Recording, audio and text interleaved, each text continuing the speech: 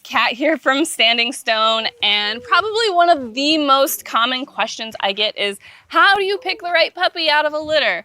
Well, first of all, I always tell people, if you are getting a puppy from us, we're breeding very consistent litters. That's the whole point of our breeding program, is to have consistent litters. So from puppy A to puppy B, there's going to be very small differences. But when we are looking from a breeding prospect standpoint, because for us, that's what we're looking to keep, is a puppy that's going to be added to our breeding program. I look at coat. I want puppies with really nice, thick, woolly coats if possible.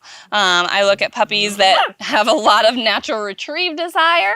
All of our litters are going to retrieve, but there's usually one or two out of the litter that just take it to the next level. So I consider all of those things when I am looking at keeping a puppy for our breeding program. Then we get into some real specific things. Well, what color do you want? And what, color on the face, no color on the face. And that all comes down to personal preference. I will tell you, come here, you. This little guy has just a little bit of color on his face.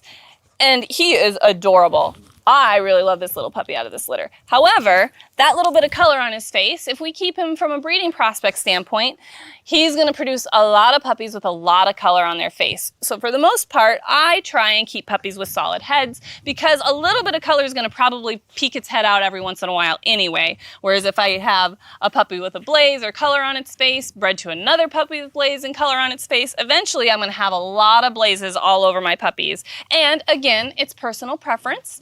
Some people love a blaze. I think puppies are adorable with blazes, but it can become excessive. And we do ultimately prefer a solid-headed puppy in our breeding program.